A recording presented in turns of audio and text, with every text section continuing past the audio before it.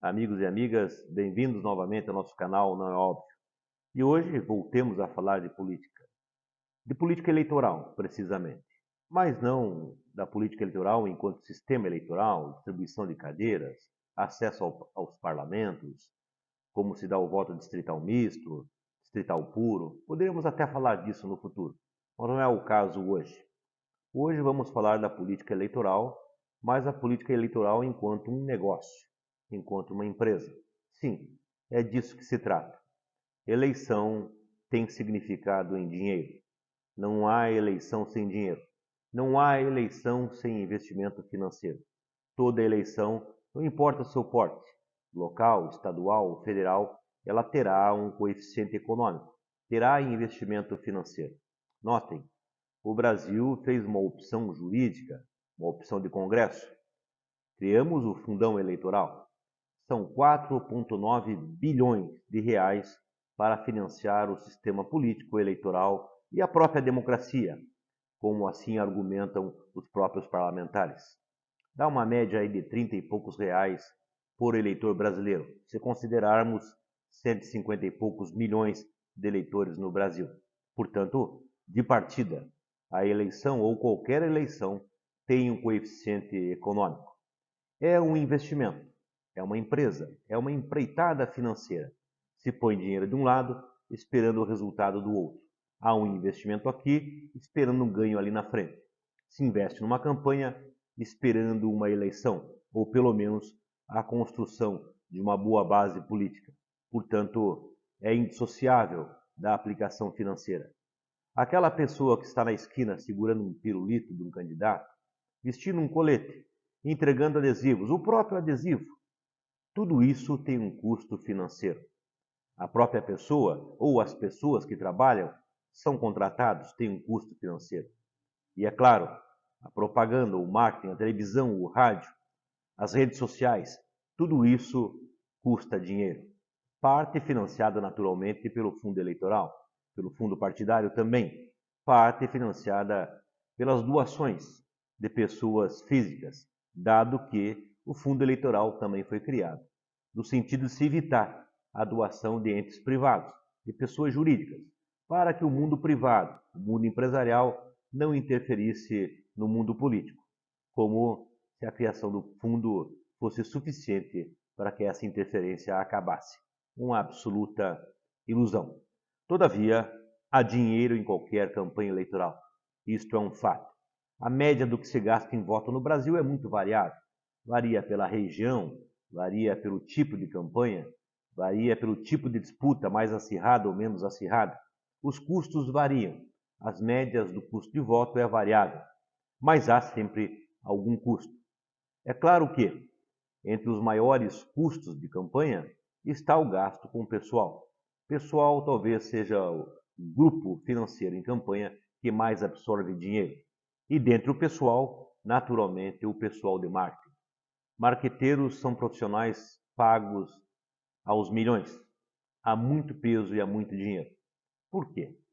Porque o marqueteiro tem a expertise, a experiência, o conhecimento e as ferramentas para levar o convencimento do voto. Não à toa, as eleições começam muito antecipadamente. Pesquisas que são feitas mesmo antes do período eleitoral. Pesquisa de perfil de candidatos, perfil de eleitor, o que o eleitor mais quer na sua cidade, no seu estado, na própria nação, o que o eleitor mais anseia, que tipo de eleitores são, qual a faixa etária, como é distribuída. A partir desses dados, o marketing vai desenvolver a sua campanha. Vai dar ao eleitor, que neste caso é um consumidor no mercado eleitoral, sim, como o mercado comum. Se trata de vender um produto, de fazer a propaganda e convencer um consumidor de que aquele produto é bom. Dentro desses aspectos, toda uma tecnologia, todo um estudo está desenvolvido de comunicação, de convencimento. Na verdade, o que se busca é emocionar as pessoas, é tocar no seu íntimo, no subjetivo, para que a mensagem que se passa de um candidato vá de encontro com aquilo que as pessoas já esperam, com aquilo que elas já almejam, com aquilo que elas já necessitam, com aquilo que é a própria esperança das pessoas. É um processo de comunicação em ressonância com aquilo que o próprio eleitor desejaria, dado a pesquisa, dado a ciência, dado a um processo de produção, de propaganda e marketing, como se faz com um produto lançado no mercado. Naturalmente, se há dinheiro a ser investido, e esse dinheiro pode variar naturalmente, a partir do perfil do próprio candidato. O que eu quero dizer com isso? Há campanhas mais baratas e campanhas mais caras. Da onde vem essa analogia? Notem, candidatos que têm público orgânico, ligações orgânicas, com um eleitorado que já lhe é orgânico, pessoas ligadas a igrejas, movimentos sindicais, representações de classe, por exemplo, já têm um público cativo, já tem de partida um número de votos que será muito mais barato, porque o custo é previsível que será barato. São pessoas que militam, que acreditam, que estão com esse candidato de alguma forma institucional ou voluntariamente. Todavia, aqueles que não têm nenhum apelo orgânico, nenhum grupo orgânico, terão que fazer um investimento maior. E aí, a possibilidade de se fabricar do nada alguma coisa. Exatamente isso. Em uma campanha eleitoral, podemos fabricar do nada alguma coisa.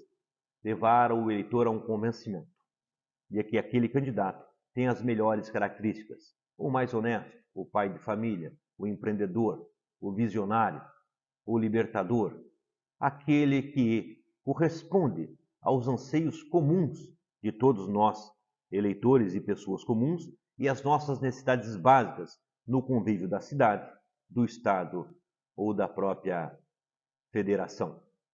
Há, sim, perfis diferenciados. Como nos diria Max Weber nos seus tipos ideais, e aqui farei um empréstimo audacioso de Max Weber. Max Weber usa os tipos ideais para definir as lideranças. 3 tipos, basicamente. A liderança carismática, aquela que vem dos dons da própria pessoa, da sua forma de expressar, do seu convencimento. Aí estão os líderes religiosos, os líderes populistas, são carismáticos. O seu carisma convence os seus seguidores. A liderança, segundo Weber, a liderança que se faz pela tradição, como eram antigamente, por exemplo, nos impérios, no momento dos estados absolutistas, passava-se de pai para filho, porque o próximo lidera, porque essa é a tradição, sempre foi assim. Uma liderança pela tradição, um coeficiente hereditário, e uma liderança que é a chamada burocrática legal, aquela que é pela lei, como as democracias. Alguém é eleito dentro de um processo legal e para isso assume o poder, uma liderança burocrática e legal.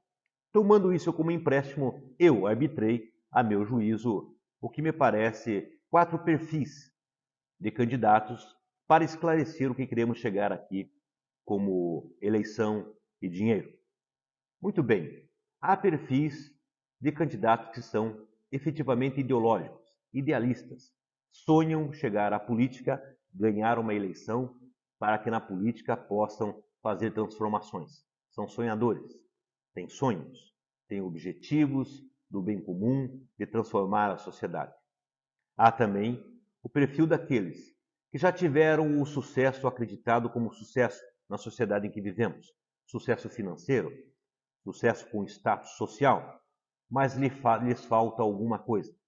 Lhes falta notoriedade, lhes falta uma foto na parede, grandes obras, ser conhecido na história, o nome de uma placa. Portanto, pela sua vaidade, buscam a notoriedade e vão à política. Há aqueles que percebem na política uma grande oportunidade de negócios. A política é uma relação de poder e entre poderosos. Pessoas de poder se relacionam com pessoas de poder na política.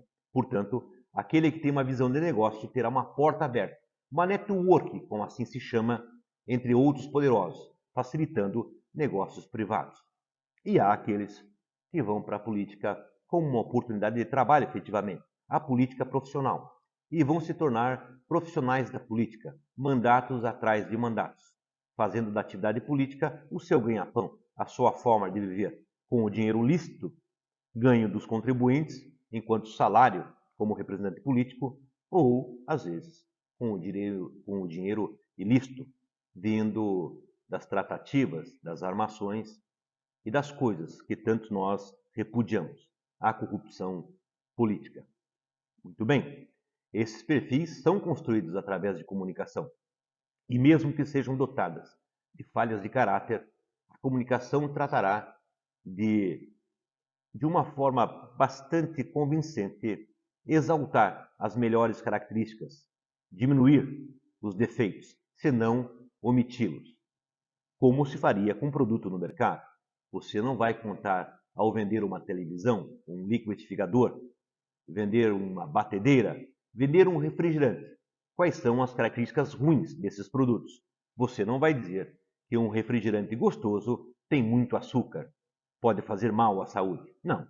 Você apenas dirá na propaganda que ele é refrescante, que ele é gostoso, que ele tem sabor. E a sua quantidade de açúcar tão danosa à saúde, você omitirá. Assim também se faz, em grande medida, a propaganda política. Qual é o problema, meus amigos? Porque isso é o que é. É assim que funciona. O problema é que, ainda que os tipos ideais não sejam sozinhos, eles vêm misturados.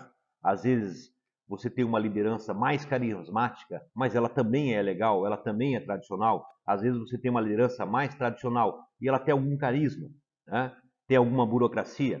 Para os nossos perfis vale o mesmo. Você pode ter líderes que são mais idealistas, mas não deixam de ser interessados em negócios, não deixam de ser vaidosos e não deixam de receber salários como políticos.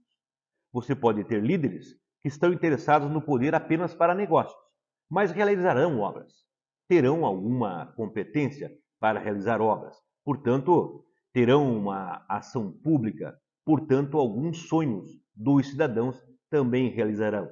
Ou seja, os perfis se misturam e, notadamente, uma ou outra característica vai se ressaltar naquele político. Mas os perfis são levados para a administração. A propaganda, o dinheiro, uma campanha eleitoral podem mudar a imagem, mas jamais mudarão o caráter, nem a história daquele que concorre. As pessoas são sua própria história e as pessoas são o seu caráter. Nenhuma propaganda, nenhum dinheiro é capaz de mudar o que é um político como história e o que é um político como caráter. Portanto, assim o vão para a gestão. E aquele que é idealista, essencialmente mais idealista, aprenderá muito rapidamente que a política é um espaço que não permite muitos sonhos. O sistema irá o pressionar e talvez se decepcione muito rápido, que não há espaços no mundo racional da política para grandes sonhadores. Aqueles que vão pela vaidade têm o defeito de cometerem muitos erros na gestão de políticas públicas. Grandes obras que não servem para nada, elefantes brancos, comportamento de faraó, coisas maravilhosas no concreto e no aço que não servem para nada, em detrimento, às vezes, do postinho de saúde, sem medicamento, em detrimento, às vezes, da goteira no telhado da escola pública. Mas a sua vaidade não permite enxergar. Aqueles que vão para os negócios, com o foco principal os negócios, com certeza farão negócios. Mas os negócios feitos na política têm preço. Sempre há um preço a se pagar. Sempre os acordos requerem preços. E os preços políticos, às vezes, são altos. Às vezes, significa trair a própria população que o elegeu, a troco de negócios políticos. E aqueles que vão pelo salário, talvez tenham alguma longevidade, talvez apenas do salário vivam, terão carreiras longínquas, mas também qualquer relevância pública significativa. Passarão 30, 40 anos na vida pública sem ter realizado muita coisa. É apenas o salário que motivou. E quando não, a corrupção também os alcançou. Muito bem. Se é assim, se esses são alguns perfis, naturalmente, eleitos por mim, mas se a política é um sistema ligado ao dinheiro, se a política é um sistema ligado a um processo de comunicação, se perfis podem ser danosos, podem ter características danosas para a administração, para a gestão, o que faremos nós, eleitores? É perder especialmente o romantismo.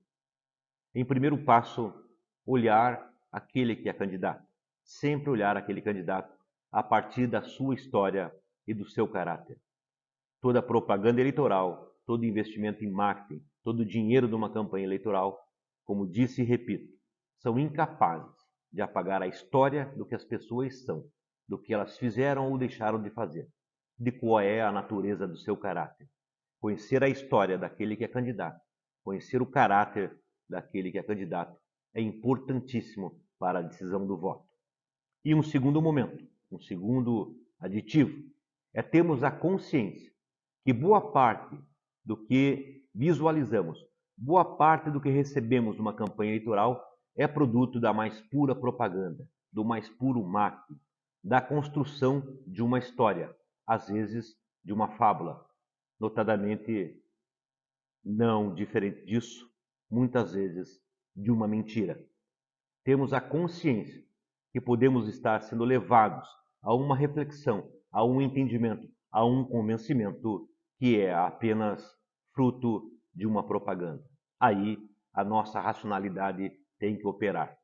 Não se deixar emocionar pelas canções, pelos jingles, pelas imagens, pelos contos, pelos testemunhos numa campanha eleitoral. Tudo isto é pensado para um processo de convencimento. Conhecer a história dos candidatos e a racionalidade para não se deixar seduzir pela propaganda eleitoral.